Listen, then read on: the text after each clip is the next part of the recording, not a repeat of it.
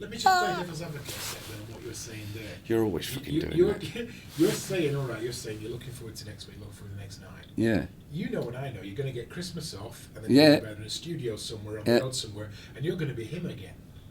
So Yeah, well, that's probably part. Well, that's probably like, part of it. If there was no next year, I might well be cacking my underwear. But the fact that it's always been there, and as I said to you before, I think all my children, my wives, they've been very lucky, particularly my current wife. I have to say that, dear. The status quo has been so important to the point where most people say, well, that's not really a parent, a father, a person, because it's been so much about this. And that's the only way I've known, is to protect that somehow. What did you ask me? I'm just saying that you were saying, obviously by the end of next week, you're done. Yeah. You're only really... Yeah, you're only done for a break. Yeah, that's the point. It's only for a break. You're going to be in the studio or on a stage. Well, something. I'll be all right for a month or so, I think. I'll get my routines. I've got some writing to do and blah, blah, blah, blah, blah. But I think that's it, is that you know that this is, you're coming back to it. But my main point was this, that I keep looking forward to whatever it is. And as I said, I think the entire planet has that thing now. This is why people are talking about trying to live now, the moment. And I'm so looking forward to it. But I know when it gets here, it'll be, oh, it's here. Oh. It was much better last week when I was thinking about it coming up. It's going to be great when I get there. I can see myself now milling around at home. Ooh. And I always mill around at home when I get there. And I'll get there and go, I'm doing it. And I'm finding that difficult, that's all. Whether that's getting older or whether it's, as I said, part of today's life that we have this... You know, most people out there are booking for their holidays, or they're looking forward to Christmas, or they're to the point where we're getting so much frigging debt that January is like, which is why I don't want to go out in January. I better stop talking. Give me another question. Let's take you back about any time, 10, 12, 14 years ago. Would you have thought, if I'd have had a little crystal ball and sat next to you and said, you and Rick and Alan and John will be on a stage at Shepperton Studios. See, I laughed. Working together again.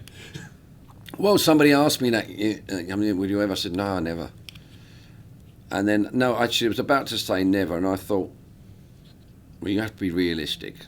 And I am in that respect. If someone offered me enough money, and it made me laugh because the amount of money that went through my head was just fucking ridiculous. So it did make me realise that, well, then you would then, wouldn't you? And I think we're all like, but there's some people like to take the moral high ground, so you couldn't buy me from me. Yes, I could.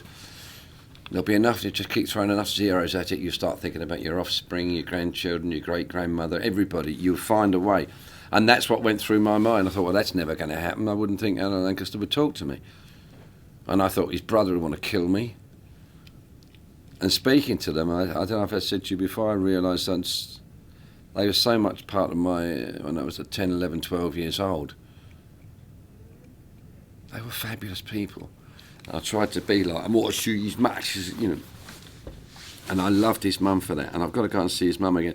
And you saw the time we had out on camera recently was marvellous. I don't know what's happened to him. He's so,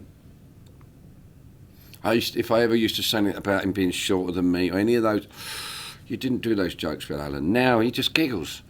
And so I found him immensely pleasurable to be with.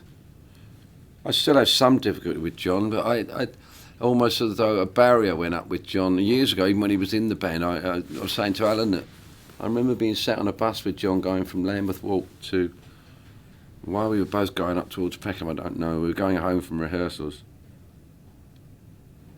I remember that's the last time, I kept saying to Alan, it's the last time I remember looking at him thinking, he's a really nice bloke, really comfortable with him, and something happened some years later, whether us three ostracised him somewhat because we smoked a bit and he was only a drinker and me and Alan weren't drinkers. Rick wasn't much of a drinker then.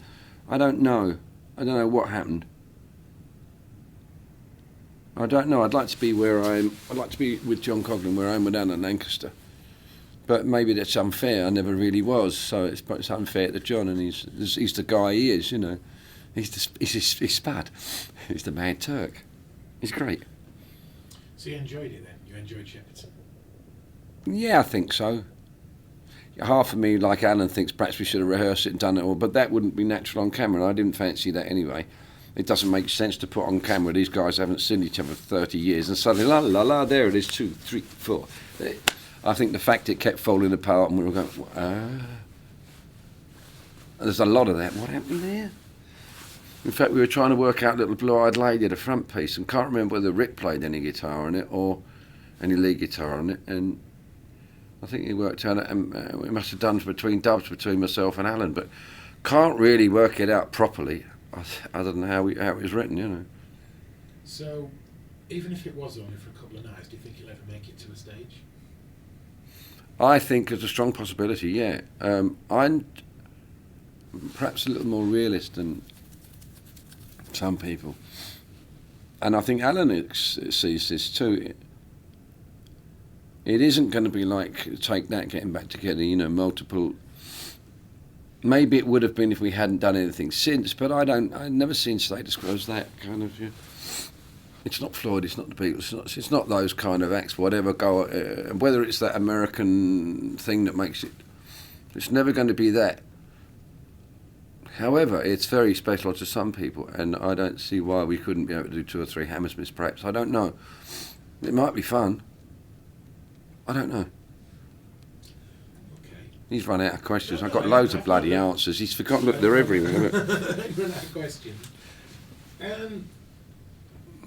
Again, we talked to Rick about a few things yesterday, the other day.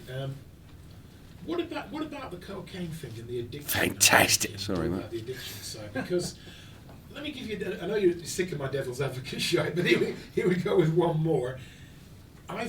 During my time in the business, I've lost a couple of good friends who were heroin addicts, and obviously after that crap, 2 or 3 times, and suddenly you would sell your grandmother just to get so much money. Lucky I never ventured there. Yeah. I've been on the old band stuff and done 30 days on the road with a band.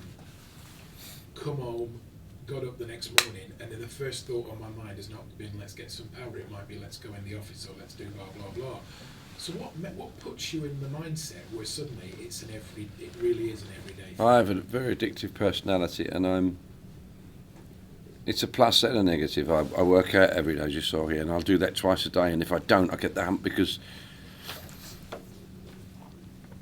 over the years growing up, I've heard people commit to something, and it usually is one of those. My first wife, poor woman, she would always have this thing at Christmas at the end. Oh, loads of people do it. They're going to set a New Year's resolution, and most of it doesn't happen by the 3rd week of January. You haven't done it, and you've let yourself down again. So you just keep going. So I find that I will do that exercise. I will practice X hours a day. I'll eat at a particular time, and and I go to the gym, and the same with that. What was the question? With the coke. Yeah, so once I'd started with the coke, there was no way I was going to do it, no way I was going to do it. I couldn't stand anything near my nose. Someone said, try it one day. Rick and I had seen to this different place. I remember it in Canada, and we both sat around this swimming pool in the evening waiting for... Anything? No. Apart from that dreadful sensation, brings us back to Phil Lynott, doesn't it? This dad is broken dad, this dad. And as I said, I have this addictive. I know that I was feeling quite good if I didn't have a toot before I got in the shower. So I'd be doing quite well. Rick would be the kind of person, and most people are. They'll do it in the evening and do shitloads. So I'll end up just doing it constantly. So. And oh no, that was horrendous. I don't want to go there again. It was horrible. But at the time, you think it's all right. Plus the entire industry. We went for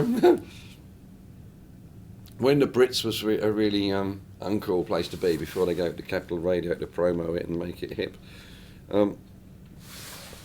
Sorry about that thing. And we were at the Grove, I think it was the Grosvenor House, having one of those lunches you have to go to, you know. And we're all sitting there, and this food's coming out, looked like it was painted on the plates about 6 hours early, and it's only 11 or 12 o'clock now. You think there's too much food, how could they do this? And so you can't have a toot, and you go down the loo, you know. And I think in the thing, there's probably 20, 25 doors, you know, for the poo-poos, and the pissoir here. Nobody in the pissoir tried that one. No, every single one of them was blocked. And everybody, when anybody came out, 2 people came out of each one. No one was doing anything. There was no flushing going on, and no one was eating anything. I found that one of the most ridiculous things I've ever been to. But it was, And as Rick said, everyone just talks. You just talk bollocks, complete and utter. Worse than alcohol. That's a fight. I'm not sure. That you do think. And once I'd started, it's interesting because some years later, it was only a few years ago, I got really ill somewhere. This is the woman whose baby kissed me with his son. And I couldn't get right. And this doctor, they send out regular doctors, then the insurance companies send out these donkey's knob people. They think that means very, very good, apparently. I love that. I've got the best doctor on the planet. No, so all the rest of them are shit. And they sent him out. He's a really nice man. He'd been to see Jagger somewhere down in Monaco or somewhere, and up to see me. And then he said, I think you better go on a steroid. I said, all right. And I know they're not very good. So you start off so many a day, and you eventually have to wean off one at a time. And I remember getting home, finishing the tour, getting home. It was Christmas morning, or Christmas Eve was the last one. He'd gone down from 6 a day and so on. And I sat there Christmas morning in my music room on my own. And it was just like being, I need some coke. It was exactly the same vibe. Can I phone, do I know a doctor? Can I just have one? And that's when I found that was what that was like. Once it got you, it was very hard to... However, we went and made an album, and I just thought, well, I won't do any toot until the night before a day off. And I'd had this wonderful routine together where I thought, well, I don't fancy doing that this evening. I'll have my bowl of cornflakes and watch the news from America or whatever it was I was doing, then go to bed. And I think that's another thing when people are trying to give up things. We white knuckle, you just go, then don't. So, well, I'm going to have one, I'll have one later. And that's what got me to give up cocaine. I'll do it next time, 2 or 3 days' time. I'll do it a couple of days' time. I'll do it a couple of days' time. And in the end, I didn't want to do it. So that was quids in, but...